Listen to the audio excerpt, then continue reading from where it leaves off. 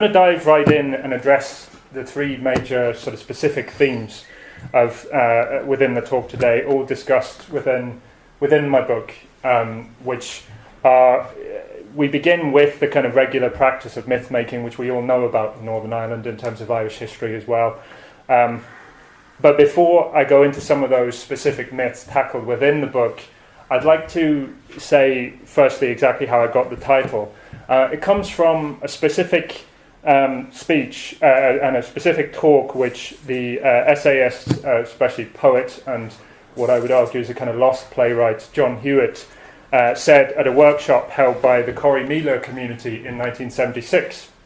For those who are unaware, a lot of people do know what Corrymeela is, but it remains a very interesting Christian community which runs events and kind of retreats with the aspiration of reconciliation and what kind of commonly called now peace building and peacemaking, and always a little ahead of the game. I think Corrymeela hold this workshop in Belfast in 1976 in which they invite speakers including John Hewitt to talk about the question which was then raging, or which was mooted at the time, of Northern Irish independence. Now it's kind of interesting, it was under the title of A Question of Identity, but it's interesting given some of the ideas which were kind of washing around at that particular time. It was championed by the brilliant but wacky British and Irish Communist Organisation, the UNICO, the late trade unionist from Derry, Glenn Barr, but also perhaps less convincingly, I think, from someone who's confusing the case of Northern Irish independence with Ulster nationalism, Secretary of State of the Labour Party for Northern Ireland, Merlin Rees.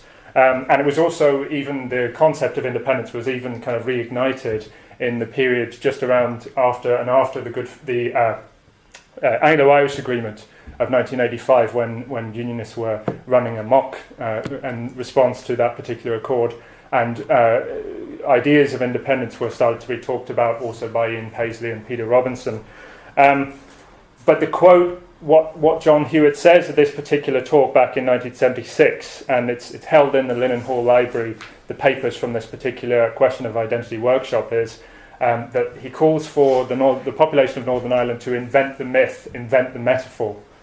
And I think the reason why that kind of sprung out at me is that it's that perfect encapsulation, if you like, I think of a vigorous creative pulse, which is often overlooked and which does exist within the Ulster Protestant community, and especially within its working class, in a way which has been diminished as time has gone by, and in a way which might actually come as a surprise to many people, given decades of safe scholarly assessment, glib journalism, and cliched polemic.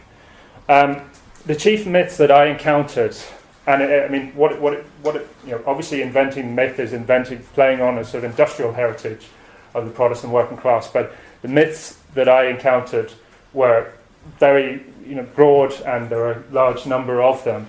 But there was really chiefly twofold and connected. The first myth, invented again, if you will, is that Ulster Protestants lack any left-wing or Labour progressive tradition and are a reactionary conservative homogeneity, mainly represented historically by the old official Unionist Party and currently by Arlene Foster's Democratic Unionist Party.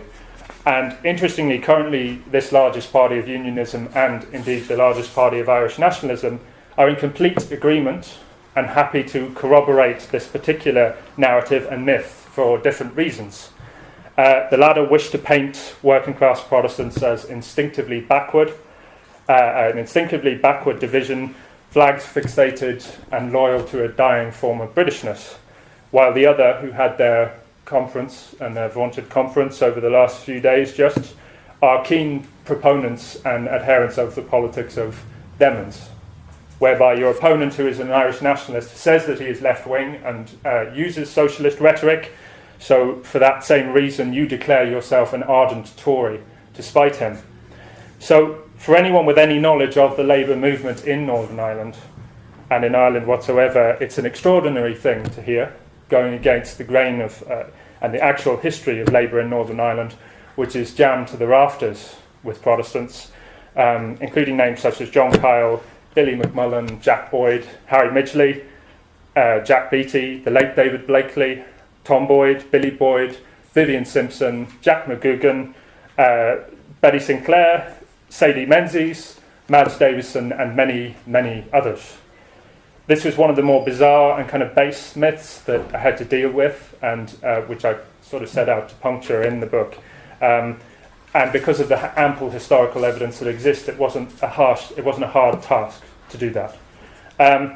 But there was another accompanying myth, which is keen to establish that the nationalist community, especially congregated around West Belfast and through community initiatives such as the Féile an Phobal Festival, is culturally vibrant and immersed in literature, and there's this creative pulse and tick which naturally exists within the Gaelic tradition, and which exists very much in this community.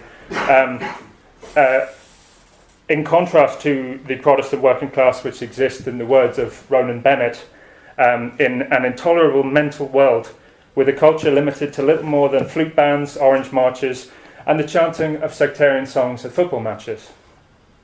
Now, in a piece published in the Guardian magazine, a sort of Guardian supplement, the month before the historic Provisional IRA ceasefire of 1994, Bennett contended that the Catholic community was increasingly secular and, quote, outward-looking. Foreign visitors are encouraged, blending traditional Gaelic and contemporary Irish influences in music, the visual arts, writing and dance with modern youth culture. And so Bennett contrasts this scene with the what he calls the exclusive and inward-looking Protestant working class. Any artist who has emerged from this background had by necessity to leave and emigrate from this world, with fulfillment only achievable by looking, quote, beyond the confines of the Protestant world. Now, you might be surprised at the perseverance of this mentality and how widely held it is. As Peter mentioned, I'm attached now and I work in Newcastle upon Tyne, and I'm enjoying myself very much there. I always say it's like Belfast without the sectarianism. And a few weeks ago, I attended a lecture given by a Belfast-based academic at the law faculty of my employer, Northumbria University. This visiting emeritus professor is based at the University of Ulster and was visiting to give a discussion and a talk about impact in legal terms, in terms of legacy cases. So some of you might be aware of who I'm talking about, and for those of you who aren't, well, that's probably for the best. But what struck me was how similar what this man said at this particular talk was to what Ronan Bennett was saying 23 years ago. The scene painted was, and the narrative painted was precisely the same over 2 decades on. And just as The Guardian, as an English paper, were pleased to carry Ronan Bennett's attack on the Protestant working class, telling its liberal readership what it wants to hear about this group of people, and Ireland generally, so this at this Northern English University, legal scholars well versed in the language of human rights nodded their heads at statements about the vibrant Catholic culture of West Belfast and the flag-fixated, insular, armed forces worshipping Protestant working class of Northern Ireland. So once again, an English audience is being told exactly what it wants to hear about a whole group. And I think that this is principally part of the myth-making we're still dealing with, and which I was kind of addressing in my work. And it's essentially confirming that narrative and myth about a whole group of people, that they are inherently and naturally retrograde and reactionary. Bennett's statements, of course, are quite powerful, sectarian stuff, really. But they are a useful reflection of how art, literature, and culture have become, in post-Troubles Northern Ireland, an arm of the conflict displaced, with bombs of bullets now diverted into books and plays. As Paul Nolan has written, the war is now one of narratives, with each side vying to prevent their own narrative from being negated. The problem is that after many years of repetition, many Ulster Protestants have come to embrace their own defeatism. Many are adamant and will passionately insist that they have no artistic credentials and have produced absolutely nothing of literary value. They are can get aggressive in telling you about how worthless they are, and something which filters quite naturally into this group's esteem and sense of worth. I was reminded of this by something Bernadette McAlliskey, née Devlin, said last year in a discussion connected with the Easter Rising centenary, where she talks about how, as the American system disgracefully refers to some of its poorest people as white trash, Loyalists are perceived within British nationalism as an underclass. Many from within Loyalist communities have internalised that themselves. When I work with people from that background, I'm often surprised that they will set on the table first, okay, so we know we are no good. I have talked to young Loyalists who say, we know we are scum. I don't understand any human being starting a conversation saying that they are not human. There is a clear lack of self-esteem and also a loss of confidence. I won't get hung up on undercutting the particular myth of Ulster Protestants having no literature or culture other than the Orange Order or Rangers Football Club, because, once again, to some extent, it's so obviously a political attack. And it goes so obviously against the hard evidence of a multitude of writers and an interesting set of cultures within the Protestant community that it doesn't need to be listed, really. You can say there are too many writers, if anything, from the novels of Maurice Leach, Sam Hannah Bell, Sam McGawtrey, to the poetry of W.R. Rogers, Michael Longley and Derek Martin, amongst many others, that this exists in different forms, and that what I was doing in my book and the work that I was doing at this particular time, I can only say that the 10 writers that I look at, who are all dramatists in some way or another or attached to a theatre world, constitute part of a tapestry of alternative Protestant culture. And this is something to consider for those, especially within Ulster Unionism, who have bought that narrative themselves and who talk about our culture and Protestant culture as being something, as translating into one thing, Orangism and the Orange Order.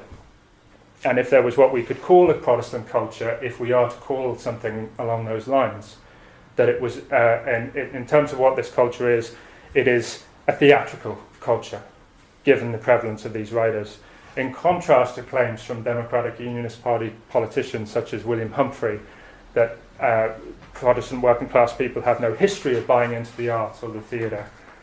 There are so many Protestant dramatists to consider that it's almost impossible for us to think of this group as anything else other than a theatrical culture. I could only address 10 in my book, 10 of these writers: St. John Irvine, Thomas Carnduff, John Hewitt, Sam Thompson, Stuart Parker, Graham Reid, Ron Hutchinson, Maury Jones, Christina Reid and Gary Mitchell. I couldn't include names such as John Boyd, Stuart Love, Robert Glendinning, and more recently writers like Stacey Gregg, Lucy Caldwell, David Ireland, Bobby Niblock and Rosemary Jenkinson, all from conventional Protestant background, though in the latter case of different shades of class. There were other myths, of course, to reckon with along the way, some related specifically to individuals who'd been caught up in history and sort of lost in the historical process and the way in which they'd been written about, such as St. John Irvine, who was an early subject chapter of the book, who was seen much later on in his life as a calcified unionist, which is an image he liked to play up himself, and was once dismissed by an Irish theatre critic as a rabid pro-Englishman, when there was actually in his past an association with Fabianism and a more complicated relationship with the Northern Ireland state than was often attributed. He talks about the way in which stormont salaries are low to deter people. Again, it's contrast fascinatingly with the present of large salaries, which deter people not to come to an agreement. But in these days, the deterrence was to do with those from lower income backgrounds of being able to pursue careers in politics. And he writes about this in his letters and correspondence. A later myth was the idea of brutal, thuggish, unthinking loyalist bigots who used Long Kesh and then the Crumlin Road jail to lift weights and gain tattoos rather than degrees. Other mythologies tended to the romanticisation of the punk movement, for instance, and the way in which it becomes a basic non-sectarian movement which seamlessly crossed communities and politics. While another myth has, of course, the 1998 Belfast Agreement as promoting a society of tolerance, cultural respect, and a breaking down of sectarian values. These were just some of the other myths that I was contending with. I should say that when I was beginning the doctoral study, which the book emerged from, that I was initially going to do a more conventional political history of Ulster loyalism. And there was a point where this altered substantially, moving away from what was going to be a study of political loyalism with the window dressing of literature to something where you anchored the study in and the book in and the subsequent book in the lives and work of writers. And it kind of turns on its head. I did also interview politicians, trade unionists and community workers, but with the exception of a chapter looking at the UWC strike of May 1974, it was very clear I was always going to anchor it in the study of the lives and work of these particular writers. And again, there was a number of reasons for this overall change, not least that there are actually numerous books about Ulster loyalism and loyalist paramilitaries disproportionate to their influence of and support among Protestant working class communities. But I think above all it was really to do with the fact that the division and the dissent which existed within the communities is offered by the writers. And that they were the ones who tended to tackle the communal myths on which they'd been weaned and that they'd grown up with. I illustrate this in one example with the following from Gary Mitchell, who grew up on the overwhelmingly Protestant Rathcoole estate prior to being driven out of his house at the end of 2005 by a breakaway UDA, Ulster Defence Association group. In June 2013, I asked him about the flag protest, which some of you will remember, and which had spiked up 6 months previously, which was seen as a crescendo and a cresting of Protestant working class anger. And I was asking about the historical roots and the disturbances which could have led to something like the flag protest and the violence, which was quite serious at the time. And Gary said that he'd been writing about this group for decades. He called them my group, relating it to an old dynamic in which he said, they're suckered in with this nonsense about the master race. It happened in America. The myth is that you're better than somebody just by being white. In Northern Ireland, you're born and told you're better than these other people just because you're Protestant. Don't forget, those people there, no matter what happens to them, they'll always be Irish, they'll always be Catholics, they'll always be scum. So you should just be happy, quietly happy, sitting in your shitty wee house with no money and no food. Remember, you mightn't have anything, but you're a Protestant. You're still a Protestant. You have to buy into that. The distraction is, don't worry about politics. Don't worry about anything that's real. You have to vote for us because we're going to stop the monster. What's the monster? A united Ireland. So Mitchell, as with others like Ballymacarrick-born Sam Thompson, fierce wind from the east still, was interrogating a long-standing myth, aware of that dynamic which exists and was best expressed for me by the late Glenn Barr, who agreed that whereas the Catholic community could historically and presently demonstrate against the state, we had to suffer our poverty in silence. And there were numerous other examples of myths that writers like Gary Mitchell were willing and almost prone to attacking. And it struck me that I was dealing with the natural dissenters in the community here. Mitchell points out that great drama thrives on conflict, and there's no more conflicted community than the Protestant community. Every person has a row every day, so there's great drama springing up all around you. And this is, again, the reason why this uniform view of a group with one fixed set of socially and economically conservative values is so absurd and inaccurate. I want to move on to the question of education now, because it emerged quite organically as a key issue, and in ways that many are now aware of in terms of the Protestant working class in Northern Ireland as a group. So it's very easy now for many people, if they make that extension and they look in terms of the broader United Kingdom, to place the Protestant working class alongside other white working class groups which are struggling in terms of education, but also in terms of the way in places in European cities and in the United States where people are suffering from a major and unfortunate decline in labour opportunities. Connected to education, this is a group which has struggled to acclimatise to a global climate where, as in the entire Western world, manufacturing has gone east, and with that have gone jobs. As the trade unionist Mark Langhammer put it, you get the sense that Protestant working class kids are a bit stranded in this Cerberus-oriented economy where the skills of persuasion and communication and marketing are more important than manual skills.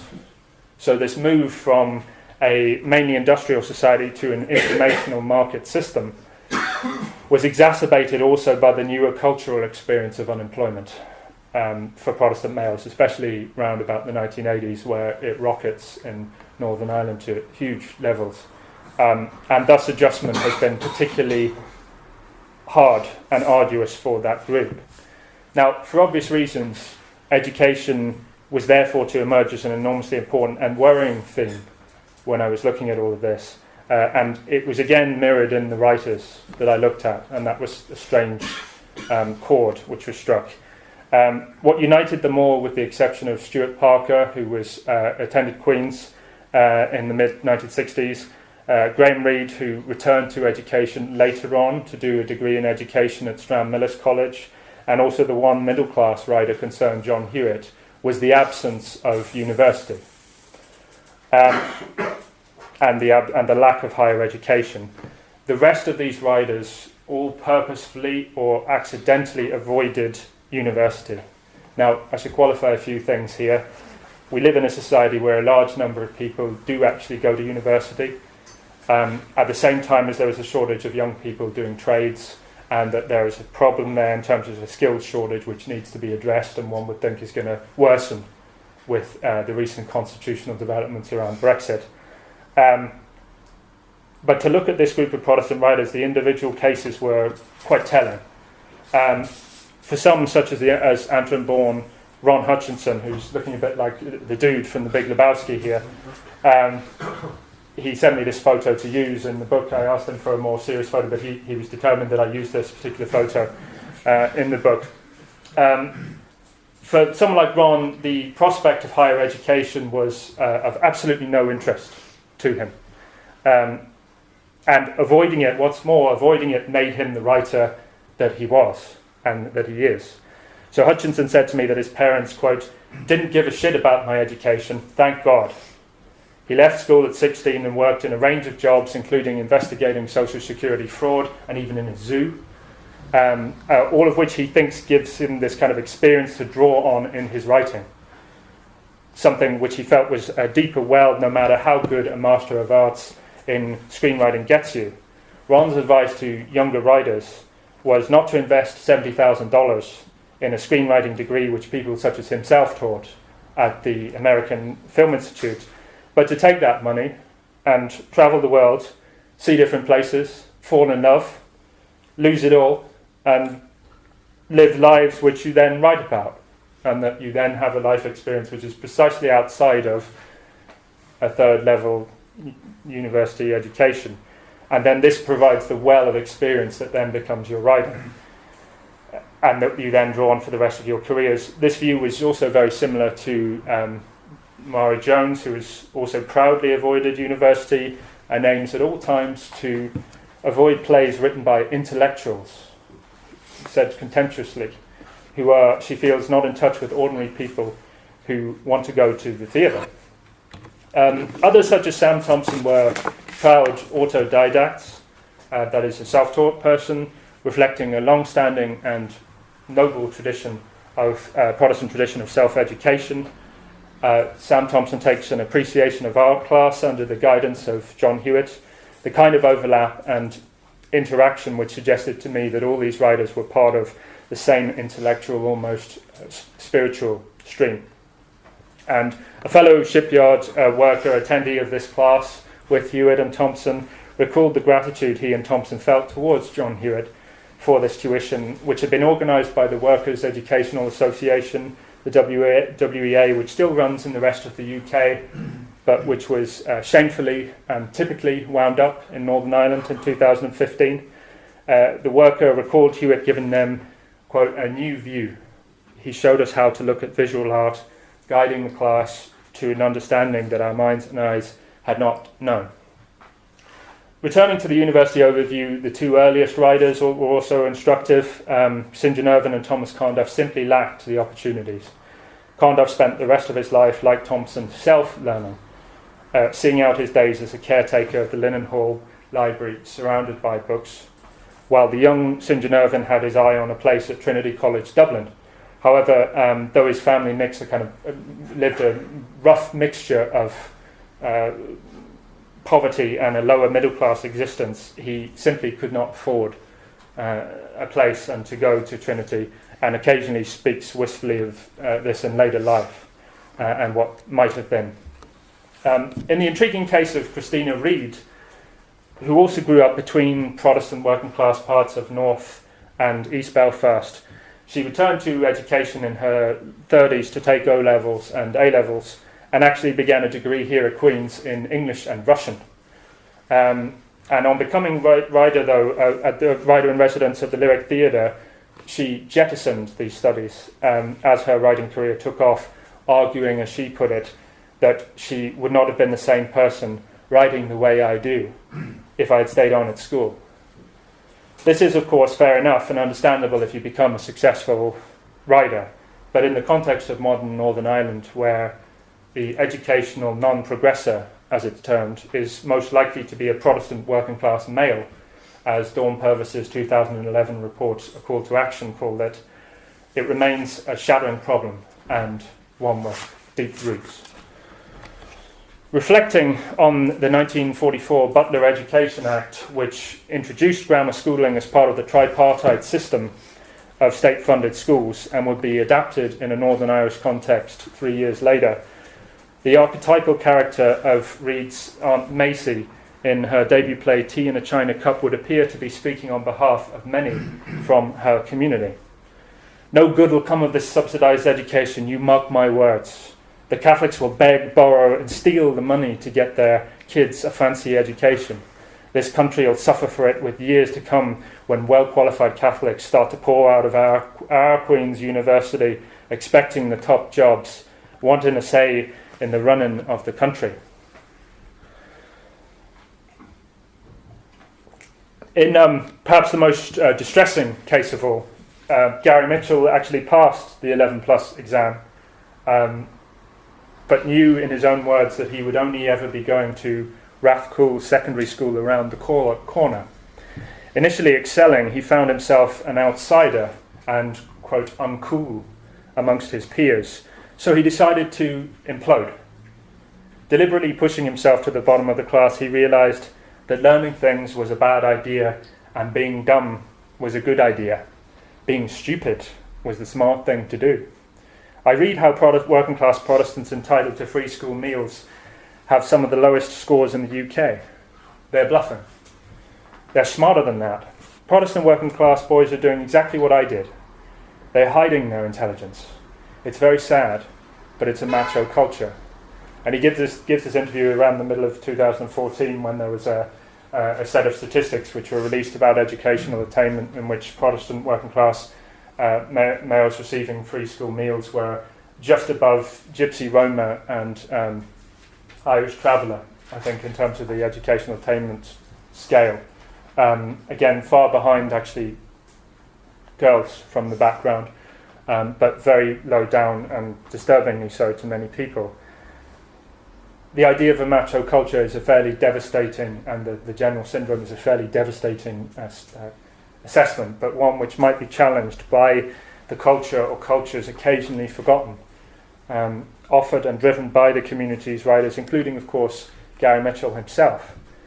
But the education problem is also one of the most underrated and debilitating of legacies, a word which is used all too often in Northern Ireland, of the Troubles, which is now structurally in need of attention. In 1994, a total of 11 children passed the 11 plus exam from all 10 primary schools combined in the Shankill area. Though most opted, even having passed that exam, those few, like Gary Mitchell, not to go to the grammar school with more affluent youngsters 2 bus journeys away. Not one school on the Shankill delivered A-levels at this time, and then they wondered why there was a particular educational crisis around this particular community. Mitchell always returned to that precariat class, that new designation of people who made up the flag protesters in 2012-2013.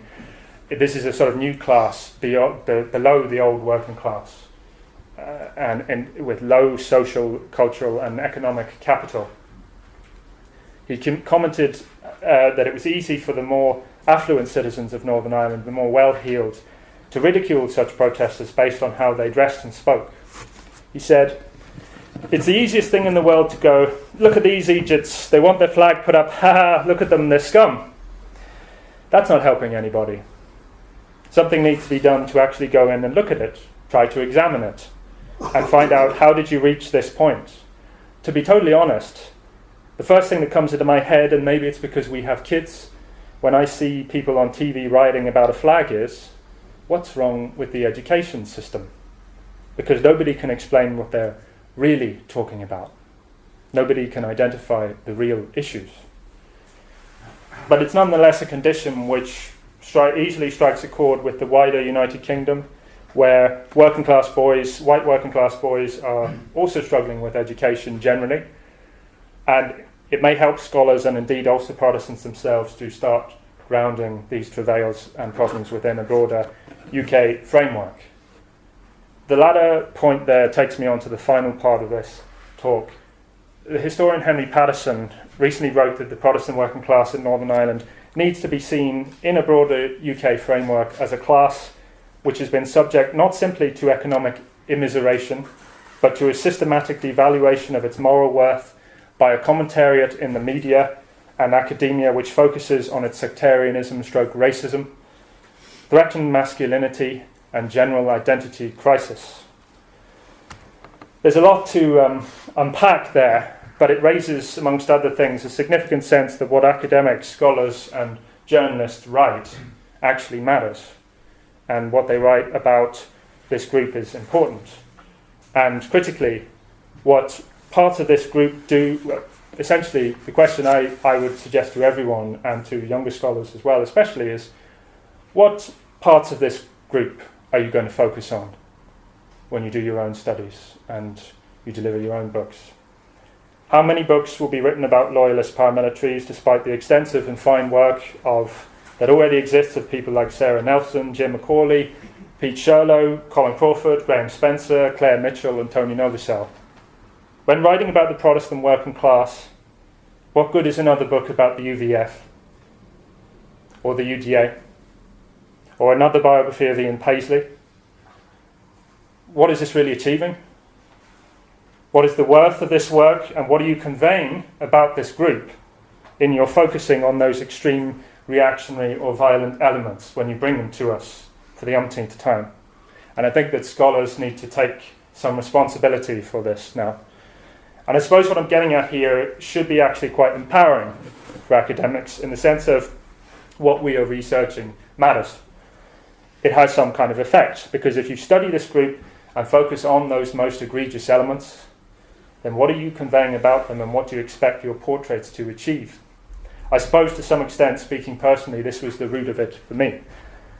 Following the Westminster general election of last June, when the DUP agreed to prop up a Conservative government, people from outside Northern Ireland began taking a sudden interest in Ulster Protestants and Northern Ireland again.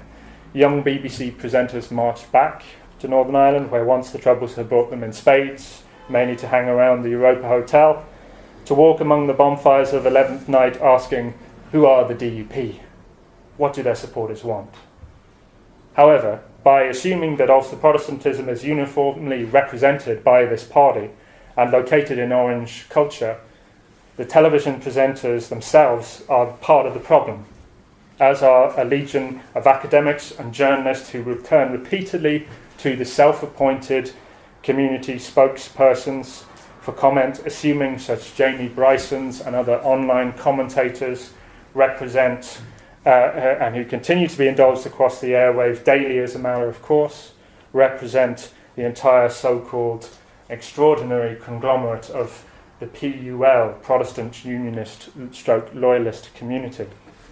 Similarly, do Loyalist paramilitaries who, with the exception of individuals such as David Irvine, Glenn Parr and Hugh Smith,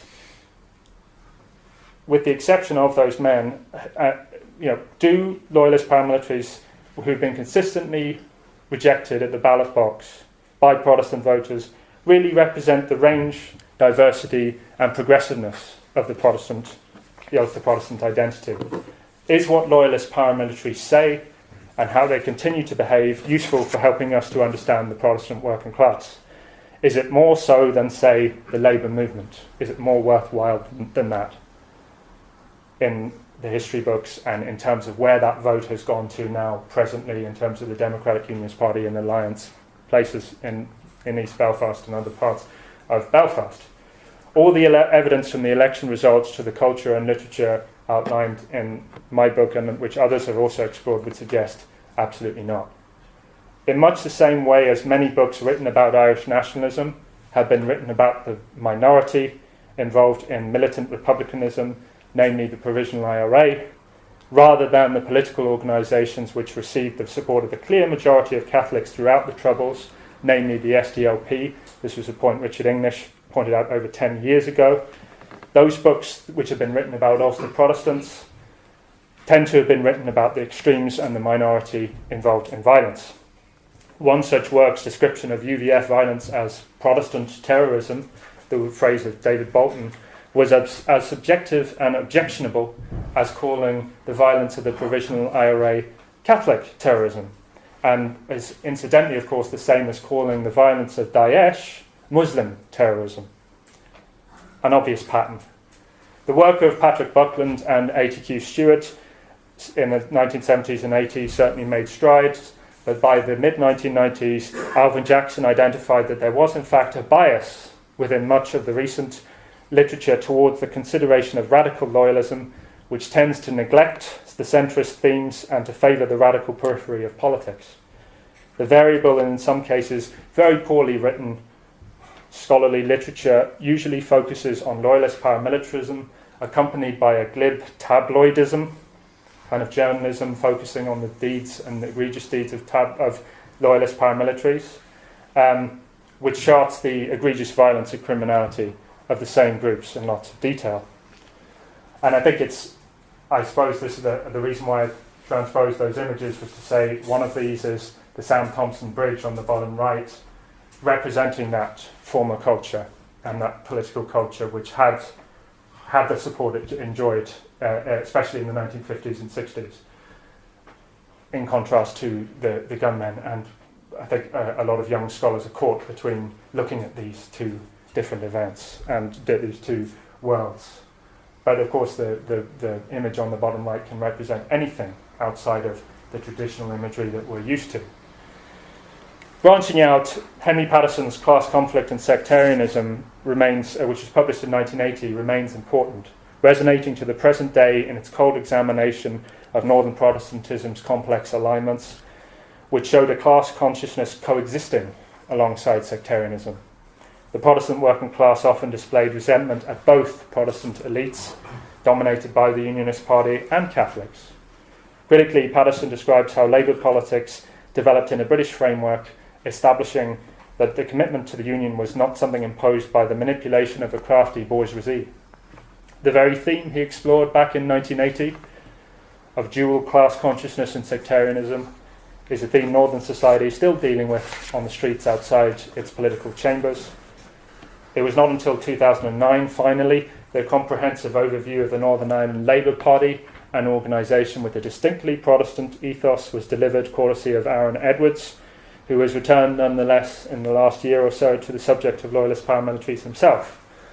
Though flawed, this was a significant offering an alternative map, the template of a different political culture, which once enjoyed the support of many thousands in Belfast, to which there has been little follow-up, and there is little doubt that the shortcomings of much journalism and academic literature is connected to the way the Protestant working class communities feel alienated and apart from modern socio-political life. The widely held view is of a group which is reactionary, prone to violence, possessing little or no left and Labour history, and nothing approaching a literary heritage.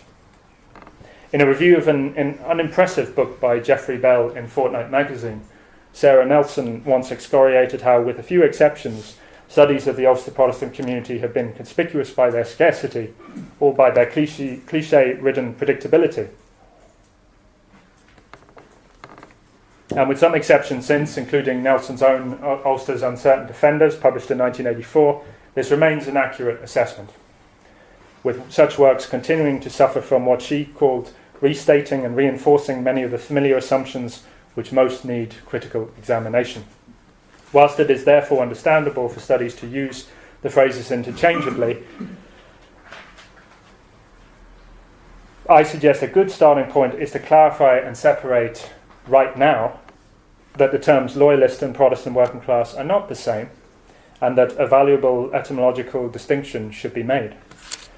A story involving Shankill community worker May Blood frames the issue. Approached for an interview by a senior American academic who assumed that being a Protestant automatically made her a loyalist, she challenged him, asserting that because of loyalism's paramilitarist associations, she refused to be labelled in that way. This academic was confounded by her apparent antipathy for the word and questioned whether she would have at any time supported what were her community's defenderist paramilitaries. "No, never," she replied. The man then inferred this might make her the exception to the rule. "Oh no," Blood corrected. "Many ordinary decent working class Protestants would want nothing to do with loyalist paramilitaries." He was quite clearly confused by this. I suppose to some extent that initial principal myth of the Protestants lacking away with words was still one of the most stubborn myths that has persevered, especially when it was internalised and articulated by powerful, affluent members of the establishment in Northern Ireland, such as James Hawthorne, controller of BBC Northern Ireland from 1978 to 1987. An honourable man in many respects, Hawthorne nonetheless pondered one day on national television what he called the Protestant ethos. "I suppose I have to concede that I was born into that tribe," Hawthorne said. "Having been born into that tribe, I would be the first to admit that we lack a certain lyricism. The Catholic case is sometimes more lyrical because it's about change, whereas the conservatism of the Protestant ethos, not well articulated, is of less interest to the ardent journalist and the dramatist."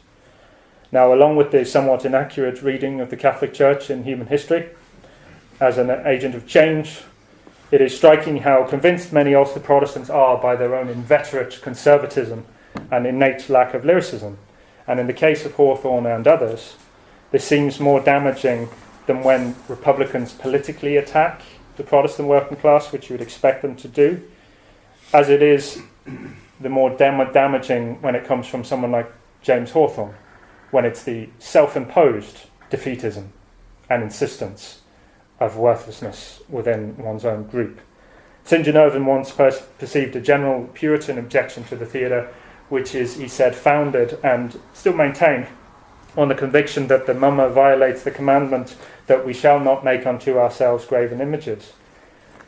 And this appears to linger in the contemporary belief of many Protestants that they do not do the arts, just as they do not do left-wing or Labour politics. Both contentions proudly cultivated and reinforced by many of their own politicians. It's a thesis contravened by a legion of Ulster Protestant dramatists and writers, just one coterie of which is discussed in my book. In contrast to the claim that Ulster Protestants lack a lyricism and have no tradition of writing plays or left-wing politics, these writers become part of the movement to formulate questions and construct counter-statements to the reigning pieties. As Susan Sontag once wrote, literature is dialogue, responsiveness. Writers are makers, not just transmitters of myths.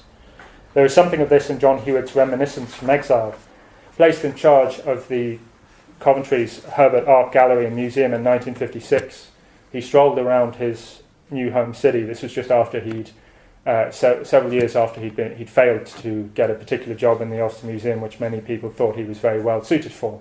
And they said that his left-wing politics had barred him from this particular role, and that the Unionists of the time on Belfast City Council stitched it up to avoid awarding John Hewitt this particular post. But he finds himself in Coventry, and he's awarded this stewardship of the Herbert Gallery. And he said later, "I found greatly to my delight that the name Hewitt figured in the history of Coventry, and I saw in the churches and graveyards headstones to John Hewitt. For instance, in the 15th and 16th centuries, Coventry had a cycle of miracle plays, done on wagons and driven around streets.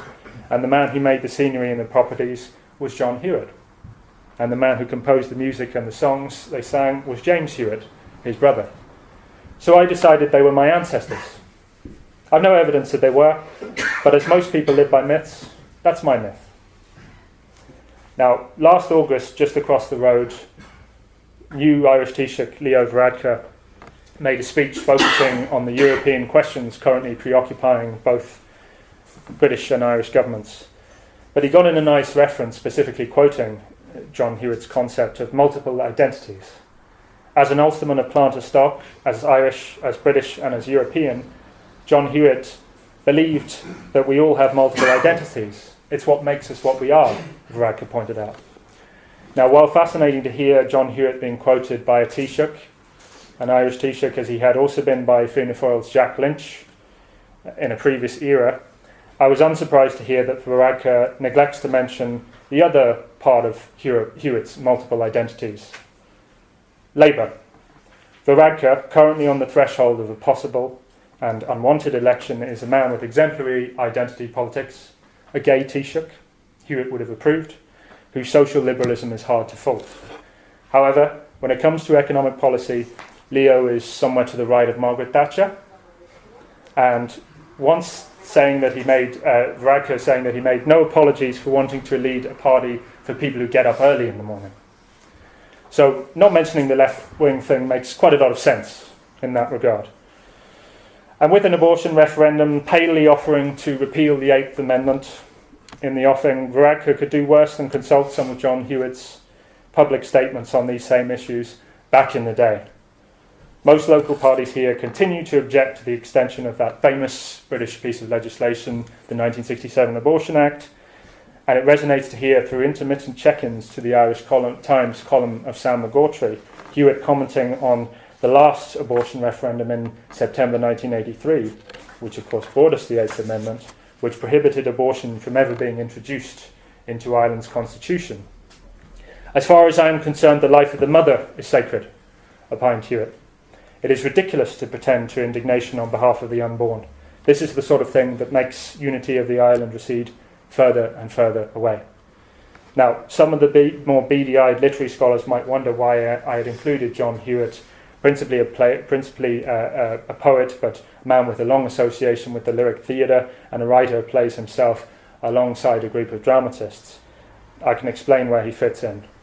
Mark Mulholland once wrote, "In destroying Prime Minister Terence O'Neill, Ulster Unionism opened an era from 1972 to 1998, and of course beyond again, of de facto administration of Northern Ireland by the very liberal establishment they had so resented. In furiously resisting his mild reforms and assailing Baron O'Neill of the Main, Unionists ultimately brought about in March 1972 the thing they most despised, direct rule from the British liberal establishment they so resented. And as its most direct manifestation, the Protestant working class of Northern Ireland carries the can and is often conflated and blamed for the excesses of Ulster Unionism, a much demonised, ridiculed and marginalised group, which has been, as I say, made to shield the burden of a myopic, ungenerous and parochial reputation And it was possible to identify in the recent interest that the British media took in Northern Ireland last June, when the DUP, of course, agreed to prop up that Conservative government, manifestations of this unsympathetic hostility towards the Protestant working class generally, and the way in which it's directed at a particular class, bracket, and group. But the important thing to emphasise here, and what I'm leading to, is that it's the leadership of mainstream unionism which has abrogated its responsibility in making the case for progressive constitutional association with Britain. Those within unionism who had traditionally played this role were intellectuals and the middle classes, exemplified by such names as Charlie Brett, Bob McCartney, and the later St. John Irvine. In the political sphere, I'm also reminded here of the professional caste of liberal unionists who made careers in politics for a long time and essentially sold the progressive credentials of the United Kingdom, which they travelled to and visited and knew, to the unionist base and the Protestant working class base. And John Hewitt plays this role himself. That's the argument. For instance, why it might be preferable to remain a part of the Union than unify with a conservative, very Catholic Irish Republic. John Hewitt's always emphasising this about the censorship laws and about contraception and abortion rights in Ireland, what he contrasts to the United Kingdom as a whole and as a general unit. One-time leader of the Ulster Unionist Party, Reg MP, said in a 2011 interview that professional intellectual unionists essentially left politics, deserted was actually his phrase, in the 1970s, partly through being attacked and tortured by Paisleyites and being able to earn as much money in the political careers they could, in careers in law and accountancy, for instance. But the upshot is that this is linked to the way in which the existing abortion laws, marriage equality, welfare state provisions, and mainly cohesive race relations of the modern United Kingdom represents quite the antithesis of the Britain envisioned by many unionists in Northern Ireland. The latter's view of Britain was clearly offered over the weekend in the Le Mans Hotel, a British culture comprised solely of the Union Jack, the royal family, and the armed forces. In a critical point, the cast of unionist intellectuals and public educators such as Brett, McCartney and Irvine also includes someone like John Hewitt, who through education and public statement offers this role and some kind of a reflection of a modern progressive Britain and a Britishness to a unionist constituency which did not always want to see it. It was for this principal reason that he took his place alongside these other riders, for that example and that leadership. At the close of his autobiography, A North Light, Hewitt recounts his voyage to Coventry. With a few hours to spare before what will be a successful interview to run the Herbert Art Gallery and Museum, he wanders in to a cafe to find himself contentedly surrounded by Irish accents. Handed a menu by an Italian waiter, an odd friendly feeling overtook him, as if, in some way, part of me had come home. This was the broad, inclusive Britishness the mainland represented, exemplified by Coventry itself, bombed out and rebuilt by the post-war Labour government, all realised with what Hewitt called that novelty to a Belfast man, clear evidence of a civic plan. Hewitt saw and understood the Britain many unionists still cannot fathom or imagine, which is perhaps the principal reason, as I said, he took his place alongside these riders for me. And this quality has another name: leadership.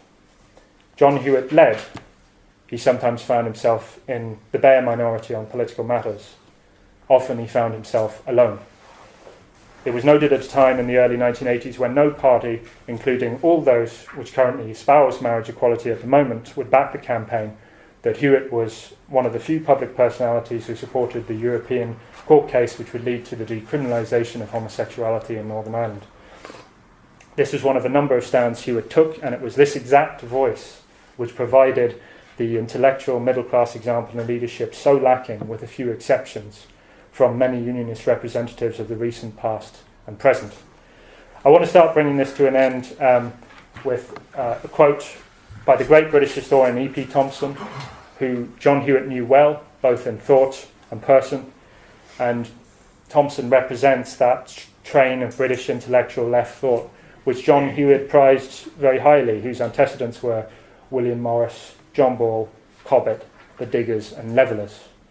Damien Smith remembered Hewitt giving a memorable lecture at Queen's in the early 1980s and Thompson leaping over tables at its end to shake his hand when it had finished. In one of his key works, Thompson wrote, "The historian may tend to be a bit too generous because the historian has to learn to attend and listen to very disparate groups of people to try and understand their value system and their consciousness. Obviously, in a very committed situation, you can't always afford that kind of generosity. But if you afford it too little, then you are impelled into the kind of sectarian position in which you're repeatedly making errors of judgment in your relations with other people. We've seen a lot of that recently. Historical consciousness ought to assist one to understand the possibilities of transformation and the possibilities within people." It strikes me when I hear that quote that the good historian is like a good dramatist, it's like a good writer. What these writers did was the exact same. They take us into the mindset and the consciousness of another group, a group I personally was on the outside of always, that myself and many others might not otherwise have understood. The plays show you this history and life, providing a secure way of experiencing, as Claudia Harris has written, what it must be like to be a member of another group. And that is why their alternative culture, but one on offer from a myriad of writers from an Ulster Protestant background, is so essential. Thank you.